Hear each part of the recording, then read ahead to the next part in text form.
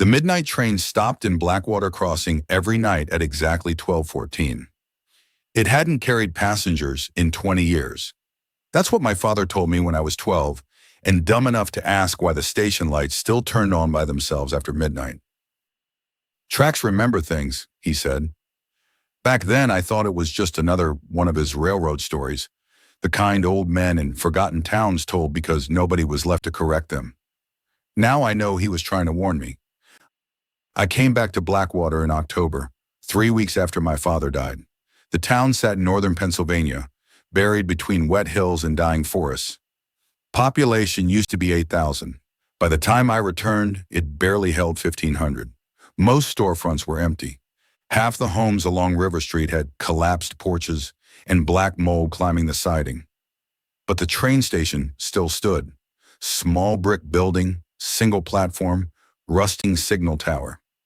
And every night at 12:14, the crossing bells rang. I didn't believe it until I heard them myself. The first night I was inside my father's house sorting through utility bills and unopened hospital envelopes when the sound drifted through the rain. Ding, ding, ding. The exact same railroad warning bells I remembered from childhood. I froze with one of Dad's jackets in my hand. Then came the horn. Long, low, ancient. Not recorded, not mechanical, real. I stepped onto the porch and saw fog moving between the trees below town, and lights. One bright white beam cutting through the darkness near the tracks. The train arrived on time. The next morning I drove down to the station. The tracks were dead, literally dead. Rust had eaten through sections of rail. Whole stretches vanished under weeds and collapsed gravel. The old line hadn't connected to the national network since 2004, after a landslide destroyed the northern bridge. No train could physically reach Blackwater anymore. Still, fresh mud covered the platform edge. Long steel marks cut across it. Wheel marks. I stood there trying to make sense of it when someone spoke behind me. "You heard it too." I turned and saw Nora Vasquez holding 2 coffees. Nora had been a year behind me in high school. Smart, sharp-tongued, the kind of person who escaped towns like this. Except she never did. She handed me a cup. "You look worse than your father did," she said. "Good morning to you too." "Just telling the truth." She leaned against the railing and looked down the tracks. "You staying long?" "Just long enough to sell the house." "That's what everybody says." I noticed dark circles under her eyes. "You've been hearing it every night?" I asked. She nodded once. "Everybody has." I laughed a little, not because it was funny, because I needed it to sound ridiculous. "A ghost train." Nora didn't smile. 3 people disappeared this month." That killed the laugh immediately. "Disappeared how?" "Walked toward the station. Never came back." "Police?" "They searched the woods." "And?" She looked at me carefully. "They found blood. Not bodies." The wind shifted through the trees. Something metallic rattled near the tracks. For the first time since coming home, I felt the town itself watching me. Nora lowered her voice. "Don't go near the platform after midnight." I should have listened, but grief does strange things to judgment, and guilt does worse, because there was one thing I hadn't told anybody. The night before my father died, he called me 14 times. I ignored every single one. His final voicemail lasted 9 seconds. I still hear it in my sleep. Just heavy breathing. Then his voice. "Ethan, the passengers are back." The recording ended with screaming. I went to the station the next night anyway. Not because I was brave, because I needed an explanation more than I needed sleep. By 11:30, fog had swallowed most of Blackwater Crossing. The town looked abandoned after dark. One gas station stayed open near the highway, and the diner on Main kept its sign lit until midnight. But everything else disappeared into silence. I parked beside the old freight warehouse and walked the remaining quarter-mile to the station. The air smelled wet and electrical, like an incoming storm. The platform lights flickered on before I reached the building. Nobody had restored power to this place. I knew that. Half the station wiring had been stripped years ago. Still, the lamps glowed dim amber across the cracked concrete. I checked my phone. 12:11 a.m. The crossing bells began 3 minutes later. Ding, ding, ding. Every hair on my arm stood up. The sound echoed through the fog beyond the tracks. Then came the horn. Closer this time. Massive. I heard steel grinding against steel. An engine approaching. And suddenly the fog moved. Not naturally. It rolled outward in violent waves as something enormous pushed through it. The locomotive emerged first. Black. Old enough to belong in photographs. Its front light burned white against the darkness, while steam hissed from beneath rusted metal plates. The train should not have existed. But it did. It screamed past the dead signal post and slowed beside the platform with awful metallic shrieks. My body locked in place. Every instinct told me to run. Then I saw the passengers, dozens of them, standing motionless behind the windows. Pale faces, still faces, not dead, worse, hungry. One woman slowly turned toward me. Her mouth hung partially open, blood stained the front of her dress. Not fresh blood, dark, dried, layered. The train doors opened. Nobody stepped out. Nobody moved. The station became completely silent except for the soft ticking of the engine. Then I noticed movement farther down the platform. A man stumbling toward the train. Local guy. Tommy Bales. I recognized the jacket. He walked like he was sleepwalking, eyes unfocused, hands hanging loosely at his sides. "Tommy!" I shouted. He didn't react. He kept moving toward the open door nearest the center car. Inside the train, the passengers began turning toward him, slowly, like animals noticing fresh meat. Something about the way they moved broke through my shock. I ran. Tommy stepped onto the train platform. The passengers rushed him instantly. Not chaotic, not screaming, organized. Silent. Pale arms dragged him inward. Tommy finally snapped awake. His scream cut through the station. I grabbed his jacket and pulled with everything I had. For 1 second, I saw inside the train. Bodies, dozens piled between seats, some moving, some eating, human faces lifting toward me with wet black mouths. One of them lunged. Its teeth snapped inches from my face. I fell backward off the platform, dragging Tommy with me. The train passengers surged toward the open doors, not running, pouring, like they'd been waiting years for permission. Tommy scrambled away screaming.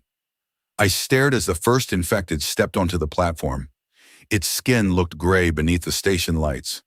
Not rotting, starved. Its jaw trembled violently while its eyes locked onto me. Then it sprinted, fast, faster than any sick human should move. I barely rolled aside before it smashed into a bench hard enough to break wood apart. Another infected emerged.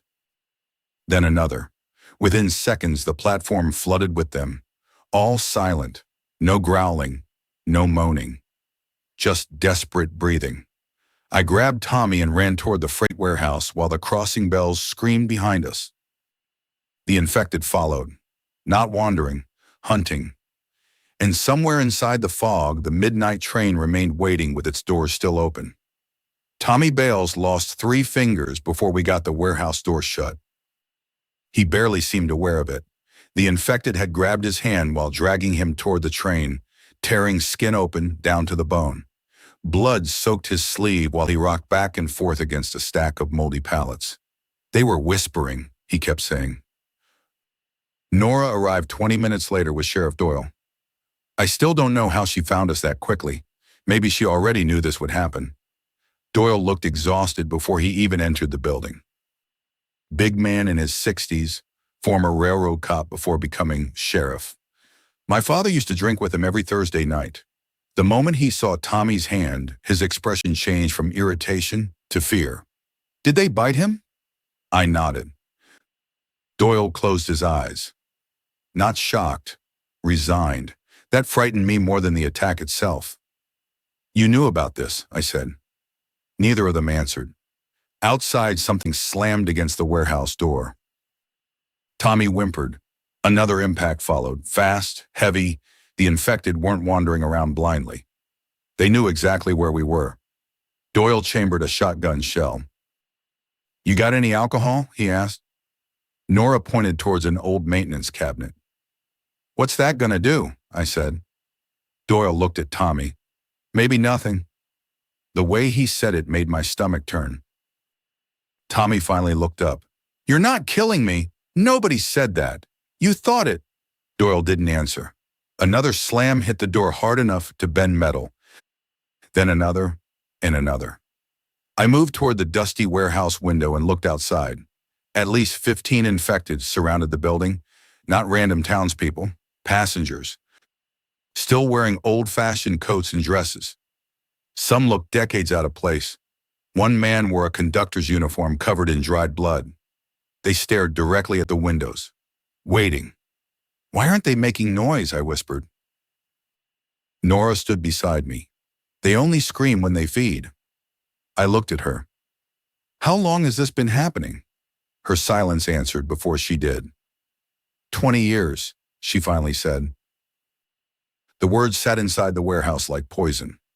Doyle lit a cigarette with shaking hands. "It started after the derailment. My father had told me about that accident when I was a kid. Freight train carrying industrial chemicals crashed north of town during a storm. Dozens dead, rail line permanently shut down. Official story blamed structural failure on the bridge." Doyle stared at the floor. "That wasn't what happened." Outside, the infected suddenly stopped hitting the building. Complete silence fell. Then we heard footsteps. Slow, measured. Something moved past the warehouse windows. Not running, walking.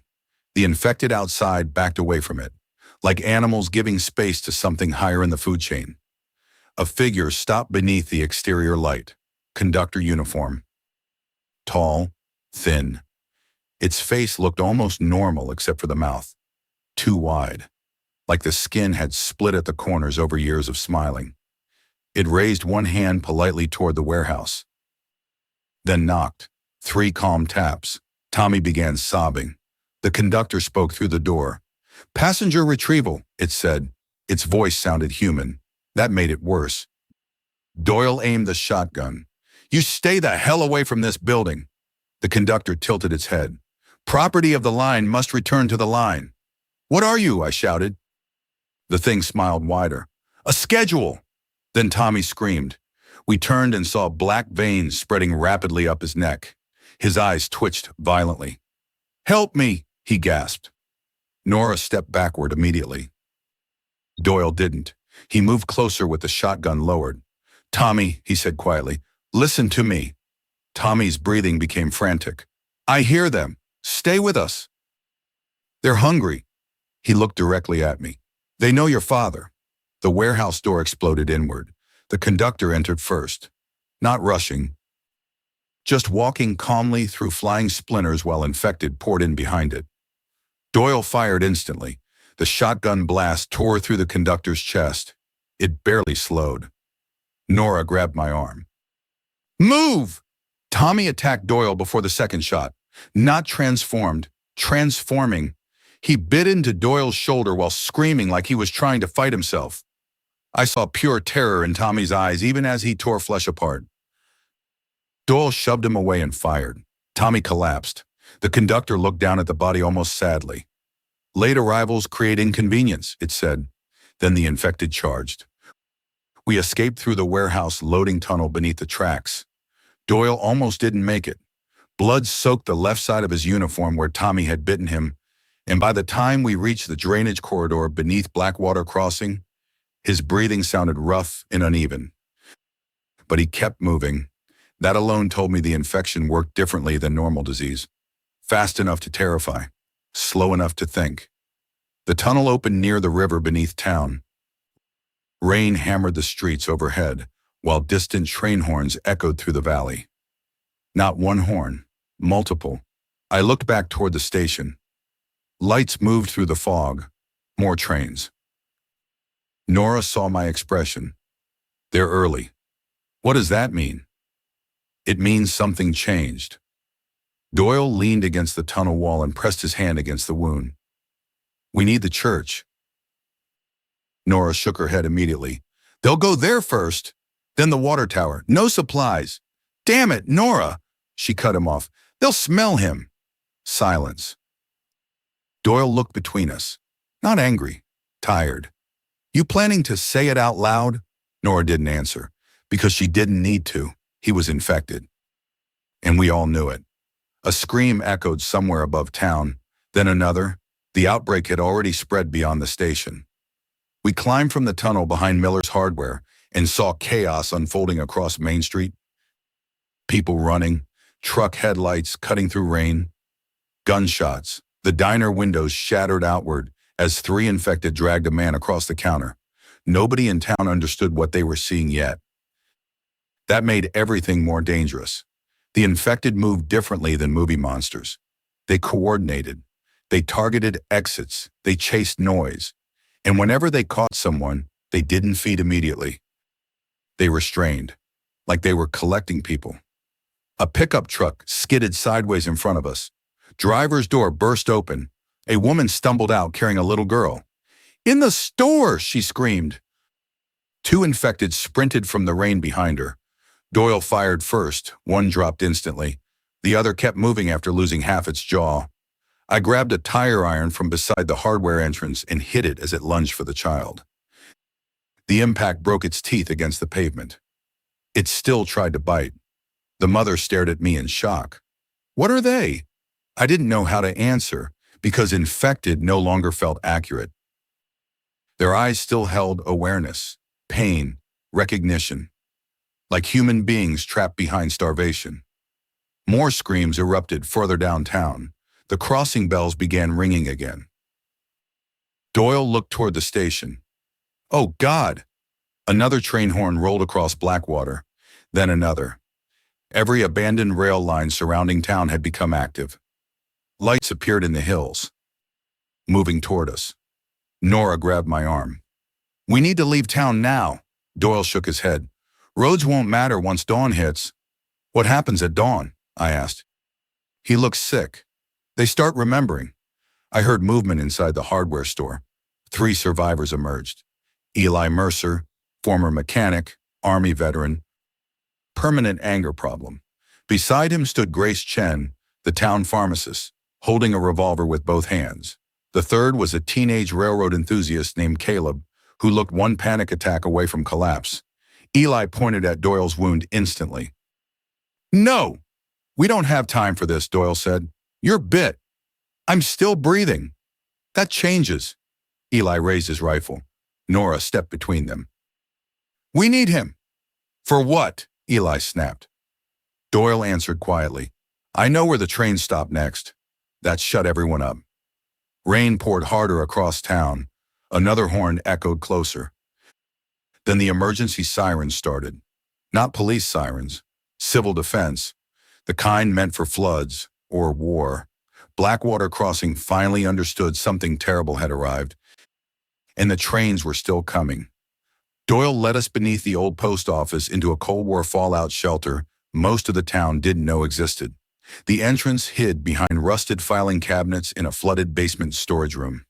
By the time we sealed the steel hatch above us, Blackwater sounded like a city collapsing. Gunfire, screaming, train horns, and beneath all of it, something rhythmic. Thousands of footsteps. The shelter smelled like mildew and old batteries. Emergency cots lined concrete walls beside shelves full of canned food decades past expiration. A generator rattled weakly in the corner while fluorescent lights flickered overhead. There were already people inside. 7 survivors. Most looked terrified. One looked furious. Her name was Martha Doyle, Sheriff Doyle's wife. The second she saw the bite wound, she slapped him hard enough to echo through the shelter. "You promised me," she said. Nobody spoke. Doyle accepted it. "That boy got grabbed. You promised." Her voice cracked on the second one. Not anger, fear. I realized then this wasn't the first outbreak. Blackwater had survived previous nights somehow. Maybe not this bad, but enough to create rules. Grace moved toward Doyle with medical supplies. How long do we have? Depends how much blood got in. That's not an answer. It's the only one I got. Eli paced near the hatch entrance. You people knew this was coming. Nora sat against the wall, exhausted. We knew the train stopped here. That's not the same thing, Caleb finally spoke. I saw one standing outside my house yesterday. Everyone looked at him. It just stared at me, he whispered, like it recognized me. Nobody answered because everybody in the room had probably experienced the same thing. Recognition. That was the worst part. The infected didn't behave like strangers. They behaved like returning passengers. Doyle pulled a map from an old cabinet. Rail maps, ancient ones. He spread them across a folding table. The trains follow the dead routes. Eli stared at him. The what? Closed lines, abandoned stations, towns that disappeared. That makes no sense. No, Doyle agreed. It doesn't. He pointed at intersecting rail lines north of Blackwater. They arrive every October because this was the final transfer station before the derailment. I leaned closer. What was on the train? Doyle hesitated. Then Martha answered for him. People. Silence again. Military transport, she continued.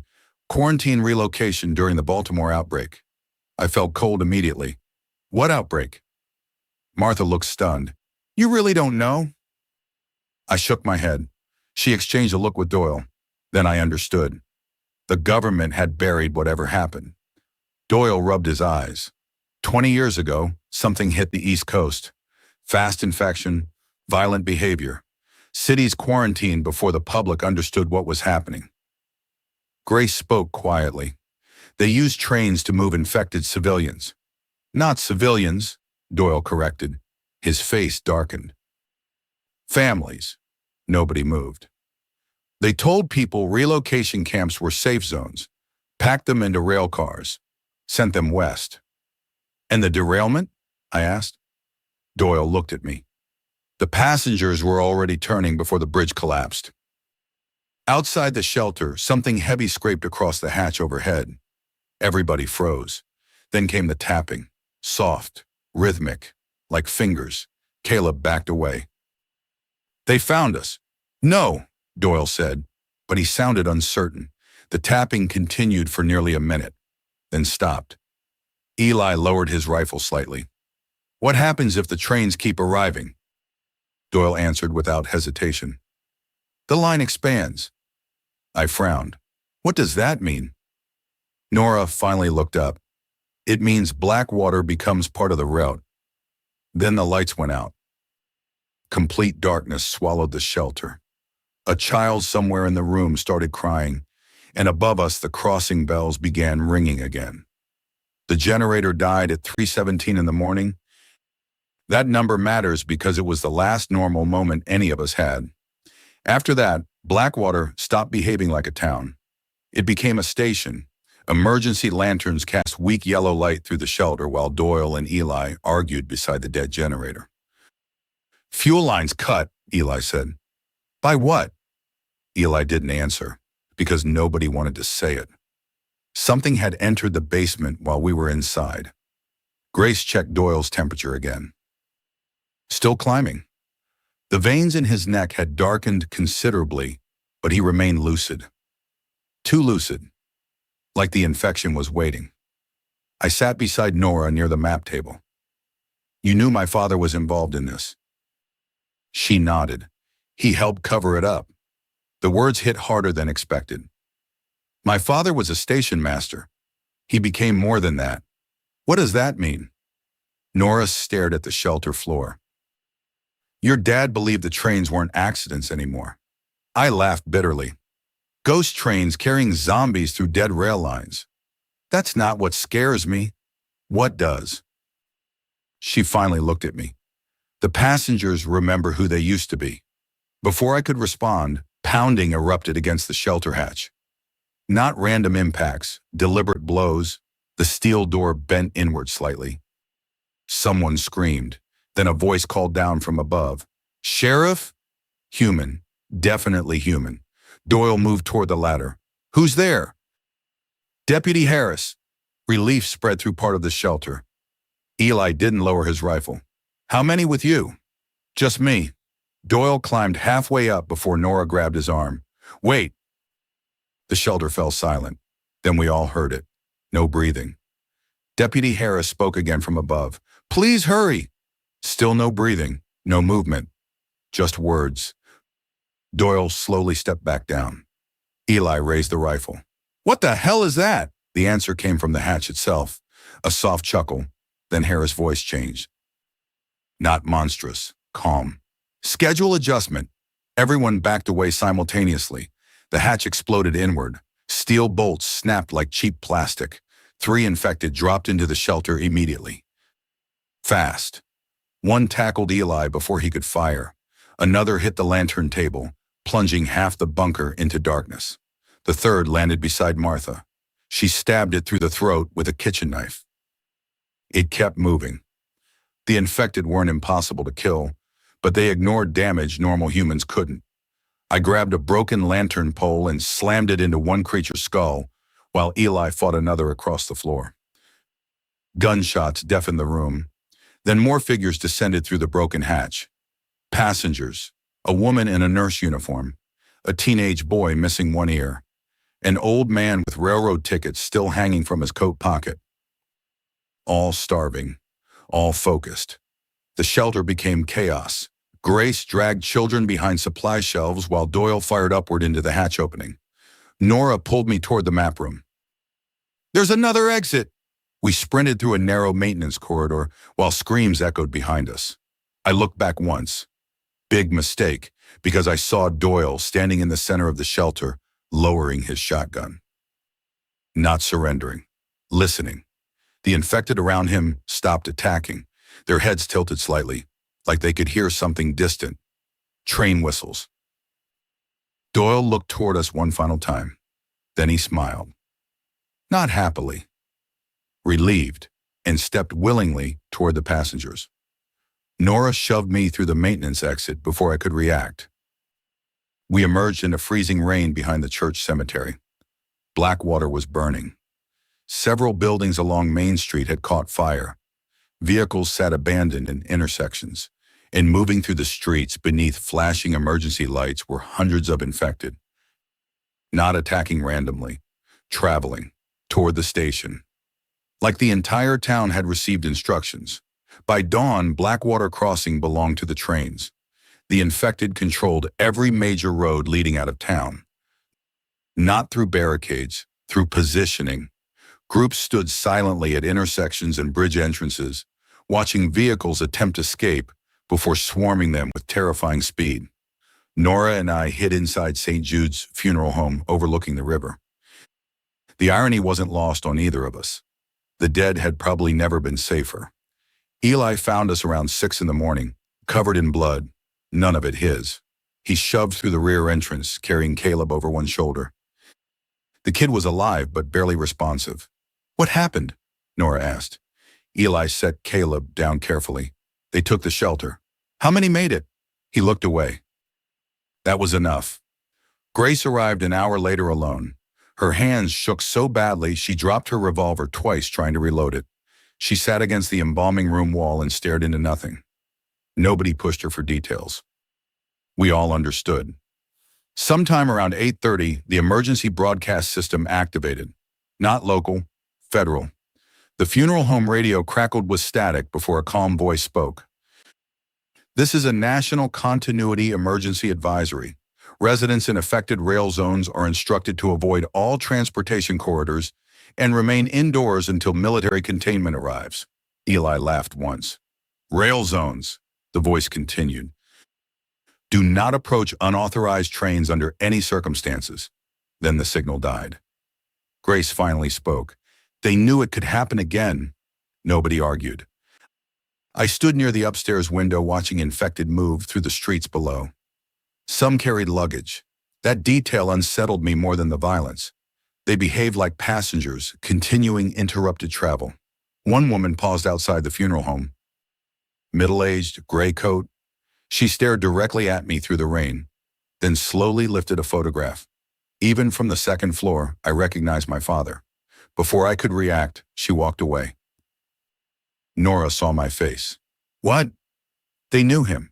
She hesitated. Ethan, your father spent years meeting the trains? The room went still. What are you talking about? He thought he could control them. I felt anger rising immediately. You waited until now to say this? He believed the passengers weren't fully gone. Grace looked up sharply.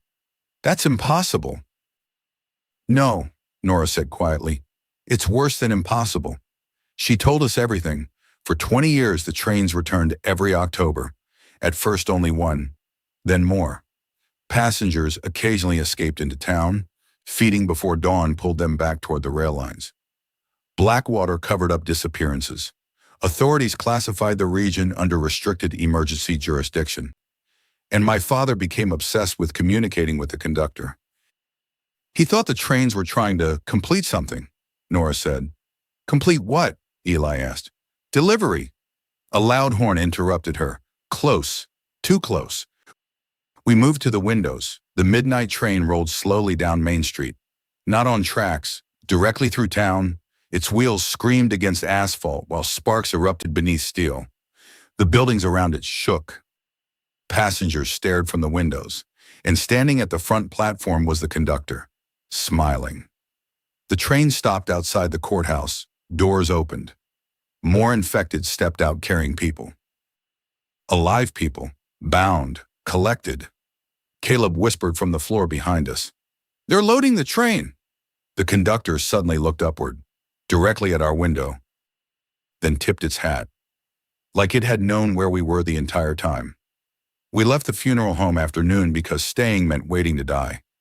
Eli wanted the highway, Grace wanted the river, Nora wanted the station. That argument nearly killed us before the infected did. You don't fight this by running, Nora said. You don't fight it at all, Eli snapped. The trains are expanding. Then let the army handle it. There won't be an army, nobody answered because deep down, we already suspected she was right. If the government had hidden this once, they'd bury Blackwater before admitting the truth. Caleb sat quietly against the hearse garage wall, still pale, still shaking, but listening.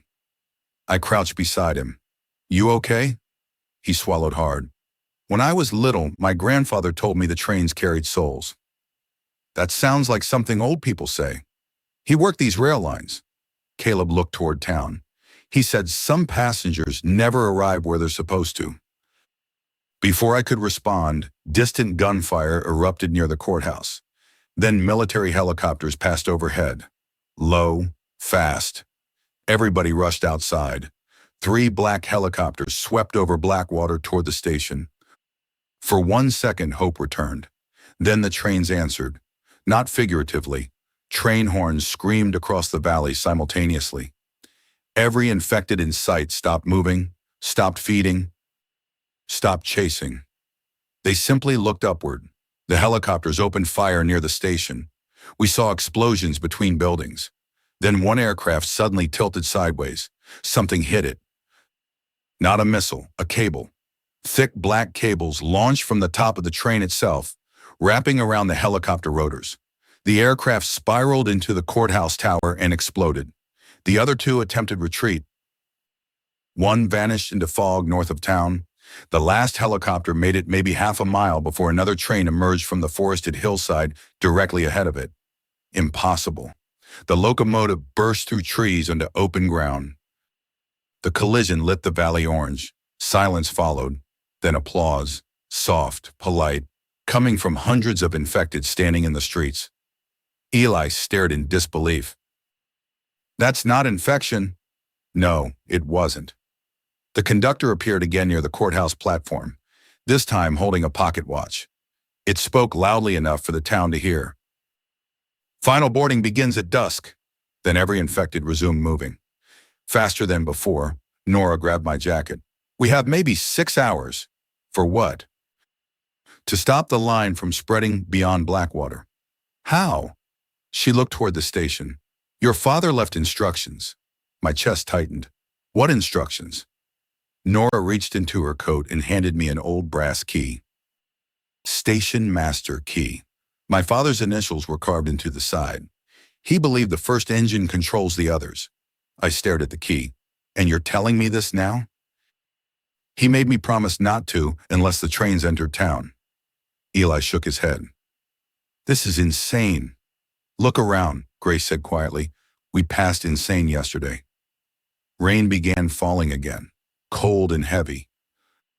The crossing bells rang somewhere beyond the smoke, and for the first time since arriving home, I understood something clearly. The midnight train wasn't visiting Blackwater. It was building a route. And if it succeeded, the next stop wouldn't stay isolated. My father's office sat beneath the station platform. I didn't know that until Nora showed us the maintenance entrance hidden behind the signal tower.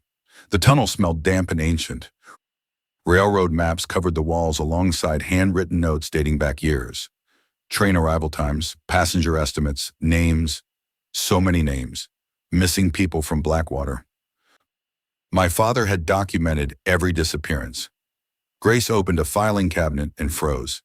Inside were photographs, passengers, the same faces appearing across decades, never aging. One image showed the conductor standing beside my father on the station platform, both smiling. What the hell was he doing? I whispered. Nora answered carefully. Negotiating. Eli slammed the cabinet shut. You don't negotiate with these things. He kept the trains contained for years. At what cost?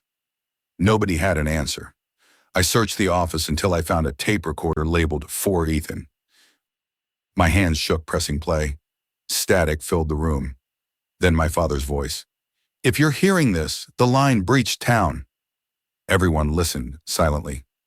The passengers aren't dead. Not completely. They're trapped inside a schedule repeating itself. Static crackled. The conductor feeds the route with memory and hunger. Every station it claims becomes permanent. I swallowed hard. If Blackwater falls, the trains keep moving south, city by city. Another pause. There's only one way to stop it. Sever the engine from the station. How? I whispered at the tape. Boiler release beneath the lead locomotive. Manual override. Eli cursed. That thing's surrounded by hundreds of infected. My father continued. The conductor will offer you a trade. It always does. Static. Don't believe it. The recording ended. Nobody spoke for several seconds. Then Caleb quietly said, it offered him one too. I looked at the photograph again. My father smiling beside the conductor. Not terrified. Hopeful. That scared me more than anything. A distant scream echoed from above, followed by the sound of train wheels grinding across the streets. Dusk approached. Final boarding. Eli loaded ammunition into his rifle. I'm not dying for this town. Grace looked at him. You already stayed. That shut him up. Nora handed me the station key. The override chamber is beneath engine 1. And the conductor? Her expression darkened. It'll know you're coming. We climbed back toward the surface through failing daylight. Blackwater had changed again. The infected now moved in organized columns toward the station carrying luggage, lanterns, even children's toys. The town looked less like an outbreak zone and more like forced migration. Smoke drifted between buildings. Train lights glowed through fog at every intersection. And from somewhere near the courthouse, music played. Old jazz, distorted through ancient speakers. The station platform ahead overflowed with passengers. Some alive, some infected, all waiting. The conductor stood near the first locomotive, checking its pocket watch. Then it looked directly at me and smiled. The station had become a city of the dead. Trains stretched across Blackwater in every direction. Their black locomotives connected through impossible rails that cut across streets, buildings, and open ground like veins. Passengers crowded the platforms beneath flickering station lights. Some stood silently, others cried. A few still looked completely human. That was the worst part, not knowing who was already gone. We moved through the freight yard using overturned cargo containers for cover. Eli counted infected patrols under his breath. Grace kept checking Caleb's pulse because the kid had become dangerously pale. Nora focused entirely on the lead engine. Engine 1, the oldest locomotive in the yard. Its steel body looked burned and partially melted, like it had survived something catastrophic long ago. The conductor waited beside it, motionless, like it had been expecting us all along. "We created distraction," Eli whispered. "With what?" Grace asked. Eli pointed toward a fuel tanker parked near the loading depot. No subtle options left. I watched passengers boarding the trains. Families, couples. Some climbed willingly. Others resisted until infected restrained them gently but firmly. Not slaughter. Collection. The conductor suddenly spoke without raising its voice. "Ethan Ward." My blood froze. It stood nearly 50 yards away, still somehow sounding close. "Your father delayed departure for many years." Eli aimed his rifle. The conductor ignored him. "We appreciated his service." "You killed him." "No," its smile widened. "He refused boarding." The infected nearby turned toward us simultaneously. Dozens, then hundreds. Nora hissed. "Move now!" Eli fired first. The shot shattered the station's silence. Chaos erupted instantly. Passengers screamed. Infected sprinted toward our position. Eli detonated the tanker with a second shot. Fire exploded across the freight yard. The blast threw several infected backward, while smoke engulfed the tracks. We ran directly toward Engine 1. The conductor never moved. It simply watched us approach through the flames. Caleb stumbled halfway there. Grace caught him, then saw the bite mark on his wrist. Fresh, small, her face collapsed. "When?" Caleb looked terrified. "In the shelter." Eli grabbed the kid immediately. "No," Grace blocked him. "He's still himself." "For now." Caleb started crying. "I didn't want to say anything." The infected closed in around us. Fast. The conductor finally stepped forward. "Children adapt quickly to the line," it said. Grace raised her revolver. "Shut up." The conductor looked at her politely. "We can return your husband." Grace froze. Nobody spoke. I realized then the thing knew all of us, every grief, every weakness. Grace's husband had disappeared 6 years earlier during one of the October nights. "You're lying," she whispered. The conductor slowly gestured toward one passenger car. A man stood behind the glass, alive, or close enough. Grace nearly dropped the gun. Eli grabbed her shoulder. "Don't." The conductor smiled. "Final boarding offers reunion." That almost broke us. Not fear. Hope. That was its real weapon. We reached the underside of Engine 1 through smoke and gunfire. The override chamber sat beneath the boiler assembly exactly where my father described. Old brass release wheel, manual pressure valves, ancient mechanics holding impossible things together. Above us, infected swarmed across the platform. Eli held them back with controlled rifle bursts while Nora helped me pry open the maintenance hatch. Grace stood frozen near the tracks, staring toward the passenger car where her husband waited. He still hadn't moved, still watched her. Human eyes, human sadness. "Grace!" Nora shouted. She finally looked away. Then Caleb screamed. The infection hit him all at once. Black veins surged across his face while his body convulsed violently against the rail ties. Eli raised the rifle immediately. Grace stepped in front of him. "He's a kid. He's turning." Caleb grabbed Grace's sleeve desperately. "Don't let them take me." That line still lives inside my head. Because he knew, he understood exactly what was happening.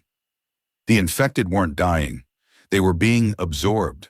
The conductor approached through the smoke while infected parted around it. "No need for violence," it said calmly.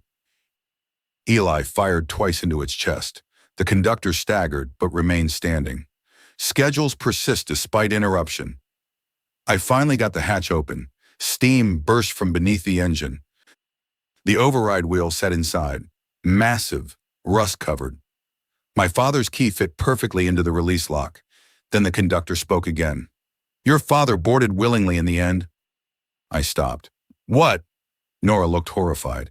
"That's impossible." The conductor tilted its head. "He wished to see your mother again." Everything inside me dropped. My mother died when I was 14. Train accident, North Bridge collapse, same derailment. The conductor smiled. She remains aboard. The world narrowed. The smoke, the screams, the gunfire, all distant. The conductor extended one pale hand toward me. One passenger in exchange for safe passage. Eli shouted something behind me. I barely heard it, because I saw movement inside the nearest passenger car. A woman stepping toward the glass. My mother. Exactly as I remembered her. Not aged, not decayed, just tired.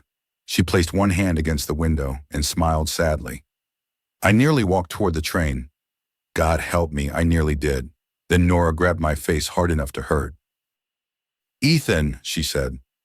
Not yelling, grounding. That thing survives because people can't let go. Behind her, Caleb's transformation worsened. He sobbed while black blood ran from his nose. Please, he whispered. Grace broke first. She ran toward the passenger car. Eli chased after her. The infected surged instantly. Everything collapsed at once. Grace reached the passenger car just as the doors opened. Her husband stepped out. At first he looked completely human. Then he touched her face, and I saw the hunger underneath. Not visible. Felt. Grace saw it too. Her expression shattered, but she still leaned into him. Because grief can overpower survival. Eli reached them seconds later. Grace! Her husband attacked immediately. Fast. Too fast. Eli fired twice point blank. The thing kept biting. Grace screamed as both men crashed onto the platform. Infected flooded toward them. Nora shoved the override wheel toward me. Now! I turned the release valve with everything I had. Nothing happened. The conductor stood calmly beside the engine. Manual release requires sacrifice. I looked at the mechanism. Steam pressure lock. Someone needed to hold the secondary valve open manually while the boiler ruptured. Whoever stayed beneath engine 1 would die. Eli understood immediately. He looked toward us from across the platform. Grace was already gone beneath the infected swarm. Caleb convulsed beside the tracks, and the trains kept screaming. Eli made the decision before anyone else could. No! Nora grabbed his arm. There has to be another way. There isn't. The infected closed in around the engine. The conductor watched almost curiously. Eli handed me his rifle. Get her out. I can stay. You won't turn the valve in time? He looked at Nora, then at me. You two actually have somewhere beyond this town. Before we could argue, Caleb lunged. Not fully transformed, fighting it, screaming. Eli caught him instead of shooting. That hesitation cost him. Caleb bit deep into Eli's forearm. Eli shoved him away hard enough to knock the boy unconscious against the tracks. Then Eli laughed once, not happy, just exhausted. Well, he said quietly, guess that settles it. He climbed beneath engine 1 while infected rushed the platform. Nora pulled me backward. Ethan! I didn't want to leave him, but I saw acceptance in Eli's face. Not fear, relief. Maybe he'd been waiting for a reason to stop surviving long before tonight. The conductor finally moved closer to the engine. You interfere with necessary transit, it said. Eli spit blood onto the tracks. Get a new schedule. Then he forced the secondary valve open. The engine screamed. Steam exploded from beneath the locomotive with deafening force. The entire train yard shook. Passengers began shrieking. Not angry, terrified. I saw human panic return to infected faces for one horrible second, like they were waking up. The conductor's smile disappeared. Departure denied, it whispered. Then engine 1 detonated. The explosion split Blackwater apart. Boiler fire ripped through the lead locomotive while shockwaves tore rails from the ground like snapped bones. Every connected train reacted instantly. Lights failed. Passenger cars derailed across the streets. And for the first time since the outbreak began, the infected lost coordination. Some collapsed. Others screamed and wandered blindly through smoke. A few simply stood motionless as if abandoned by whatever guided them. Nora dragged me through the freight yard while burning debris rained across the station. Behind us, the conductor remained standing beside the ruined engine, on fire, still moving. Its skin split apart beneath the flames, revealing something underneath that wasn't human tissue at all. Railway cables, black wires woven through bone. The thing looked toward the collapsing trains, then toward me, and smiled again. Not with triumph, recognition, as if this had happened before. "We arrive eventually," it said. Then the fire consumed it completely. The surviving trains began moving backward. Slowly at first, then faster, sliding into fog beyond town while derailed cars vanished piece by piece into darkness that shouldn't have physically existed. Passengers screamed from inside, some begging, some praying, some laughing hysterically. I heard my father's voice among them, and my mother's. Or maybe grief invented both.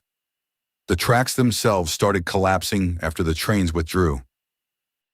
Steel rusted apart in seconds, signals crumbled, the station lights burst overhead, one by one. Blackwater sounded like a dying machine. We reached the river bridge just before part of downtown collapsed into fire behind us. Military vehicles blocked the far side. Real military, armored transports, containment teams, hazmat units. Too late. Soldiers aimed rifles immediately. "Stop where you are!" Nora raised her hands. "We're survivors!" The soldiers didn't lower their weapons. One officer stepped forward wearing a respirator. "How many trains?" I stared at him. Not what happened, not who attacked, how many trains. They already knew. "4," I said. The officer's face darkened. "Any active conductors?" "No." He studied me carefully. "Did the line complete transfer?" I almost laughed. The world had become so insane those words now counted as official procedure. "I don't know," I said honestly. Behind us, Blackwater burned beneath heavy fog. No more train horns, no more bells. Just rain. The officer finally lowered his rifle slightly.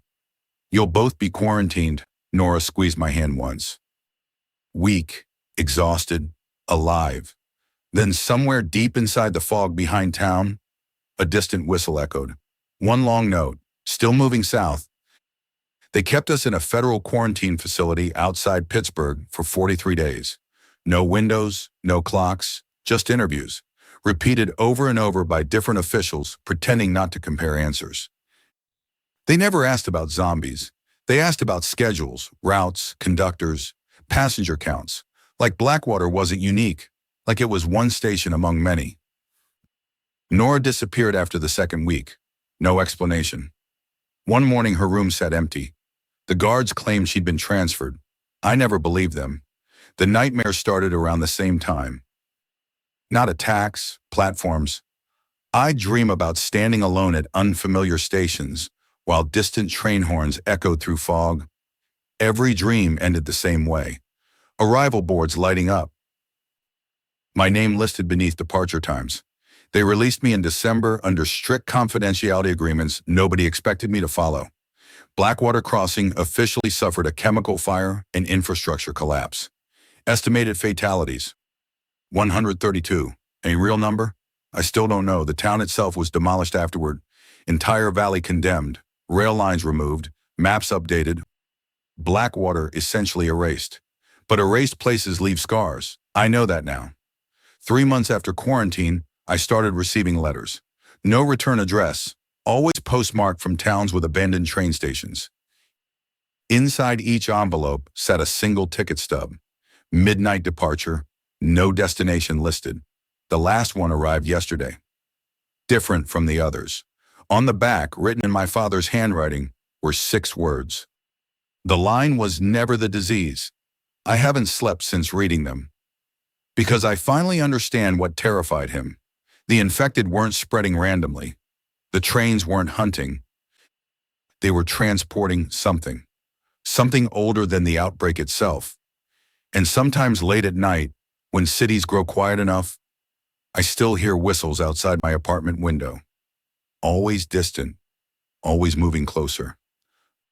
Last night I looked outside after hearing one. There are no tracks near my building, but across the empty street, standing beneath the flickering glow of a broken traffic light, was the conductor. Hat tilted politely, waiting. I never told the investigators about the final thing I saw in Blackwater. Right before Engine 1 exploded, when the passengers started screaming and the illusion broke apart for a second, some of them were trying to escape the train. Not attack us. Escape. I remember a mother shielding her son beneath burning seats, a man clawing desperately at locked windows, an old woman begging the conductor to stop the route. They weren't monsters anymore in that moment. They were prisoners. That realization changed everything. People ask what survival feels like after something like Blackwater. Truth is, survival isn't relief. It's responsibility. You keep carrying memories other people were lucky enough to lose. I still hear Eli's voice sometimes. Still wonder whether Grace saw her husband one final time beneath the infection. Still think about Caleb begging us not to let the train take him. And every October, no matter where I am, I wake up exactly at 12:14 in the morning, always to the same sound, crossing bells, far away, drawing closer, like something unfinished is still searching for its next station.